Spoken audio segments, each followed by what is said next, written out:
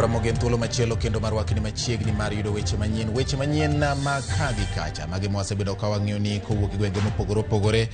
Odiochieng' ma kawuono par ni wan gi mathoth ma waiko nigi e sani, wan gi dakika 15 mar weche manyien. Mokwongo thuond weche. Migao mar arita osingo rido arita kwe kendo kedo gi yedhe mamero ji ka jopiny bende okwa mondo rit chike e kindegi mag sikuku. MCS Mameru ochako kendo twak mar thicho oko mar apisi gavana mar kaunti no Kawira Mwangaza.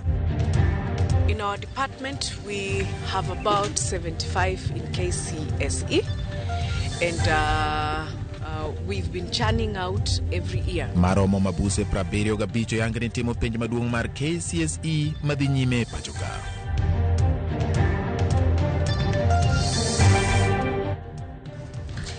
Arwakni machiegni nyako Ramogi mar yudo weche manyien adimba kokalo Ramogi TV, weche manyien ma kagi kacha. Nyinga en George Bati.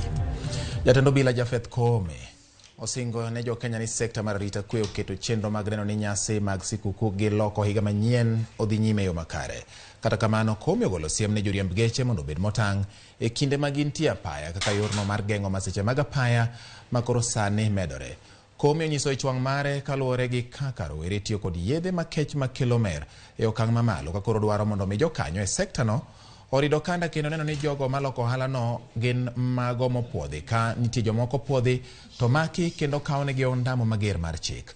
Mano timore ka jagoro mongirore migao mar arita kwe Raymond Omolo dwaro ni tend counties ne ni weg magawa kod kuonde mag tongona ma opuodhi kende ema omile sen mag tich. Kawuono warado gi officers mopogore opogore e migao mag sirikal. Watemo ng'iyo ni to ere kaka wanyalo keto alwora makare ne jogo ma uso kong'o kata ndawa kata gik ma chal kodgi, mondo kage timo mano to kik jowa kata nyithindwa hinyre. Nitie higa ma nyaka ng'ato bed godo kapok omadho kong'o kata madho ndawa.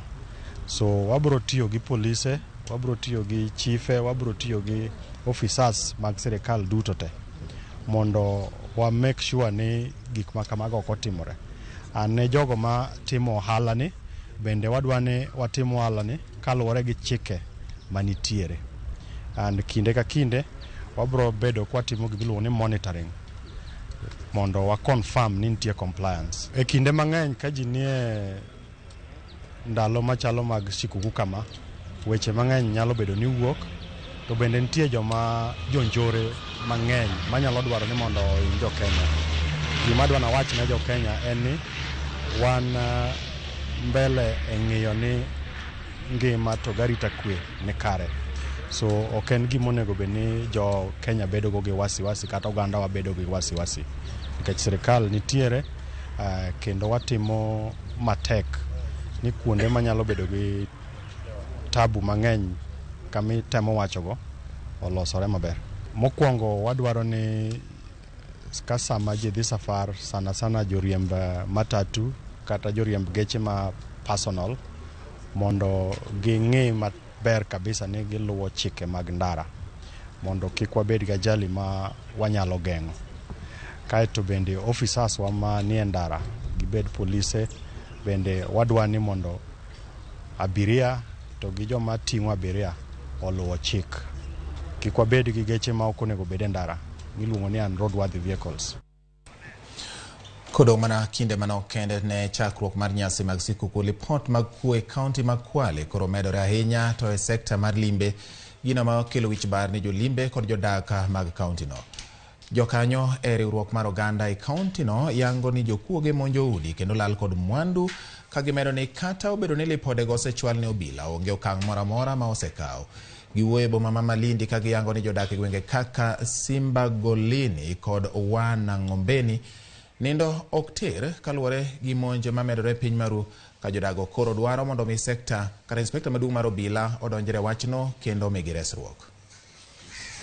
Sisi tuko hapa kulalamika na kuweza kuweka demands specifically kwa Inspector General of Police and the Cabinet Secretary in charge of security and interior coordination of government, Kwa lazima wa make sure kuna overhaul ya security apparatus within Kwale County, kwa sababu tunaona wazi kwamba kuna utepetevu na police in action. Kwa hiyo sisi kama shirika, hatua nyingine ambayo tumechukua, tumejaribu kuuliza wananchi tufanyeje, na wananchi wamesema tuweze kufanya maandamano ya amani, kuweza kupeleka petition katika afisi ya county commissioner kuanzia saa 3 asubuhi.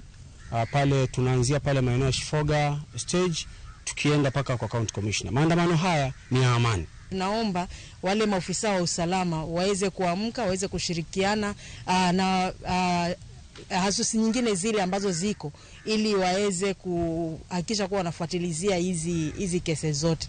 Na haya matukio yakifanyika, wamama pia wanaathirika zaidi, vijana wanaathirika zaidi, because ni muhimu kuelewa hawa vijana wanaoleta yale matukio katika maeneo ya Kwale wanatoka upande gani? Je, wanatoka maeneo mengine ama wanatokea wapi? Kwa sababu ikiendelea kwa muda hivi, utapata kuwa wale vijana katika maeneo ya Kwale wataanza kujiunga pia wao wenyewe kwa wenyewe kwa makundi, ili kuweza either ku revenge ama kuganga up na kujenga makundi ya kivyao, waweze kuprotect zile jamii zao. Na hapo utakuta kuwa kuna wale ambao watajiunga kama juvenile gangs, kuna makundi zaidi yataweza kujitokeza, ambayo baadaye wale maafisa usalama watashindwa kuyazuia. Miyo moro majegni prabich dhi nyime yudo thieth kar thieth ma Nyahururu County and Referral Hospital to kane ochiele gi magina otino manyoro gi acheje mag kuo mag jamni e gweng' ma Kiriko Ward ma Salama County ma Laikipia. E kinde mane jokuogo monjo Priscilla Wambui gi familia mare ma okwalo jambe ne gi chwade lisasi ng'e gino manochuno mondo mitere bero mondo migolne lisasi no. Anyuola kod jodak bende koro cholo ywak margi ni kuo jamni to kod monje puothe osebedo ka medore okang' mamalo, kata obedo ni tend piny owacho osebedo ka keto singo mar kedo gi jonjore ma osebedo ka rocho weche mag arita e gwenge makono.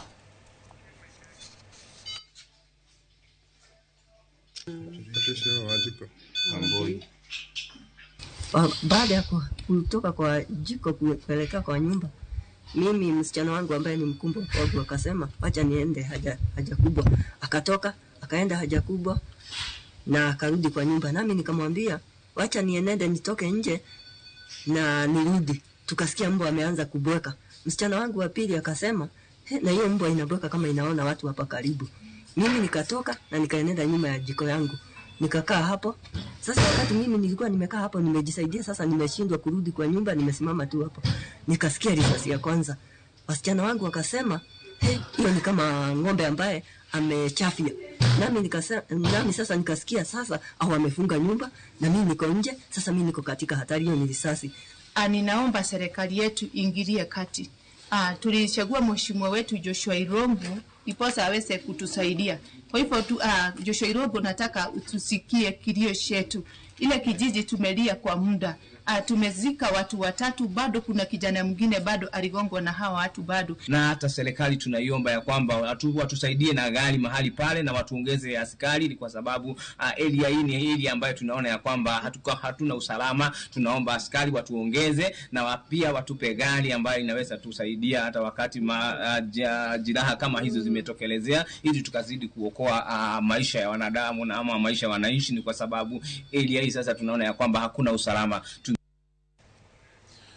MCS ma County ma Meru dhi nyime gi twak ewi bura mar thicho oko mar apisi gavana margi Kawira Mwangaza e kinde ma Kawira owuon to ne odagi chopo e nyime MCS go ka olero ni doho yandi ne osechungo chenro moro amora mar gole apisi tarik 30 dwe mar 11 higani.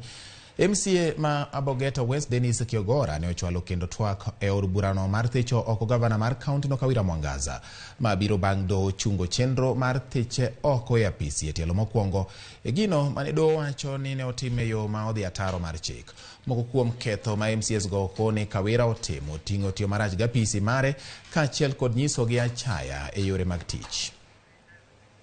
She broke chapter 73 of the Constitution, Mr. Speaker. Responsibilities of leadership. This is chapter 6. Authority assigned to a state officer is a public trust to be exercised in a manner that is consistent with the purposes and objectives of the Constitution, demonstrate respect for other people. Did you see it there? It was not there. Brings honor to the nation and dignity to that office. This one is even embarrassing the office of the governor.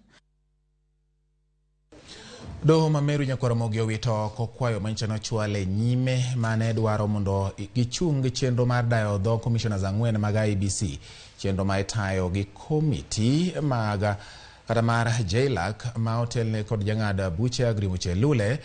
Jang'ad buche kata aput ma otelne kod Agri Muchelule, jang'ad buche Edward Muridhi ogolo chik ne jochiw ng'ur mondo mi owe aput moyiedhi mondo mi otiek tijgi, ka olero ni ng'ur mora mora inyalo mana chwal tok ng'eto mar aputno. Burano ibiro winji kendo tarik 23 mar dwe mar achiel higa manyien.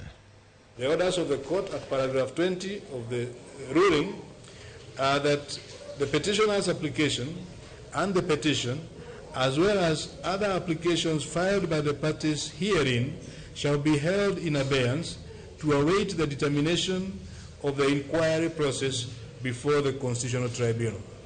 21.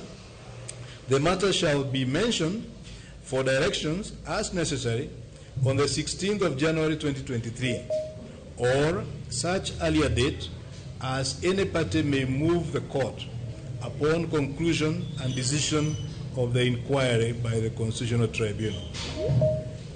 And costs will be in the course. Ji mautue kata mabuse maromo 75 timo penj maduong' mar klas 12 KCSE pacho kamangima ma kaluwore kod jagoro mongirore weche magarita mochung'ne jela Mary Mudhoni manoloso e laro mar jela ma Mwea, kaunti ma Kirinyaga. Mudhoni okoni giseneno ji mautue mathoth ma olokore kendo bedo jomabeyo bang' ka osetergi e jela. Okoni gin gi geno ni mana kaka mago mosetimore chien, gin gi geno ni joma timo penjgo biro kalo penj.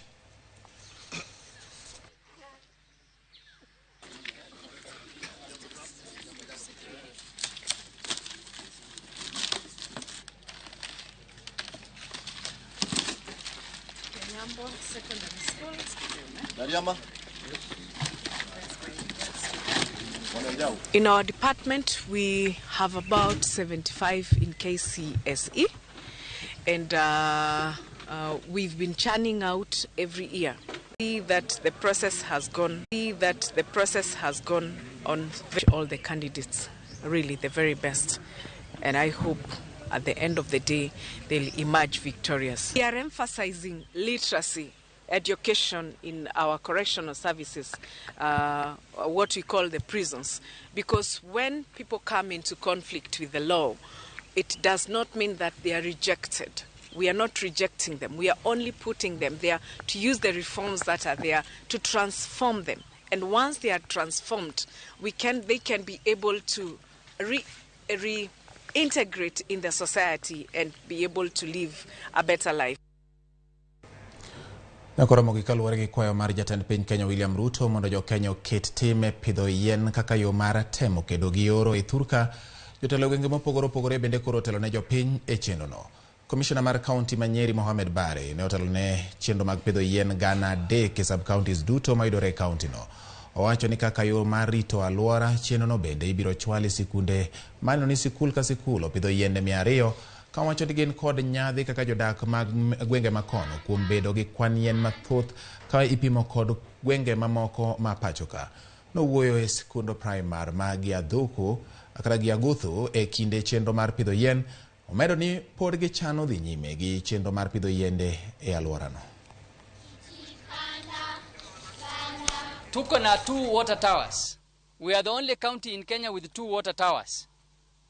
And some of the results of having good coverage ya kuwa na matokeo ya kuwa na forest cover mzuri ni kwamba maji yetu katika mito ingine kama Gura unaweza kunywa direct from the river, kutoka kwa mto, kwa sababu ni safi kuliko maji ingine ambayo imekuwa bottled.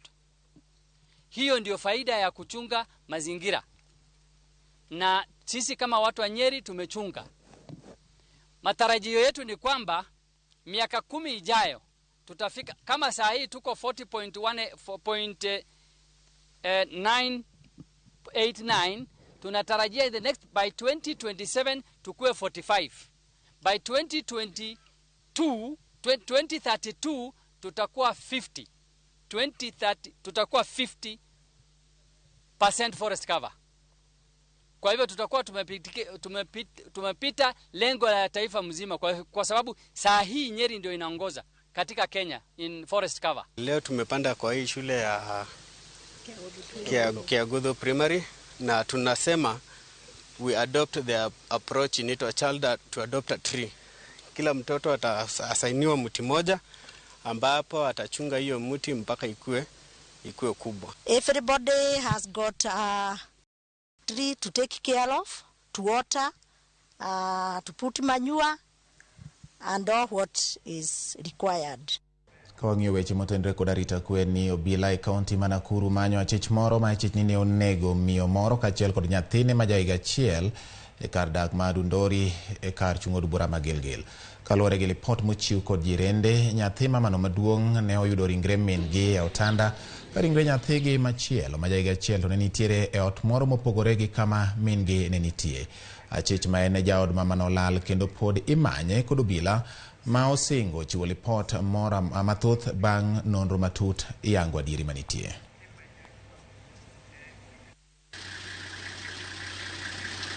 Venye tu ameishi miaka mitatu ambayo hii ya nyuma amekuja akiwa anabadilika.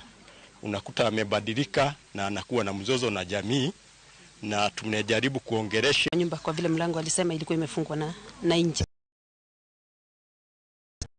Joma chaloka Josephat Mawuoda Ligala Otieng winja makare rafiki nyakwaro pondo kachiel kod jalamo Japolo iketo wang'e Ramogi TV kendo gineno weche manyien mag ka gi kacha odichieng' ma kawuono. Nyakwaro Ramogi wach gi dho sungu ni ladies and gentlemen, yenauru koro mondo mi achiw achiel kachiel lwet Wudluo mathir ng'inyi kendo ma kokeringo ewi gik mag tugo ngoma.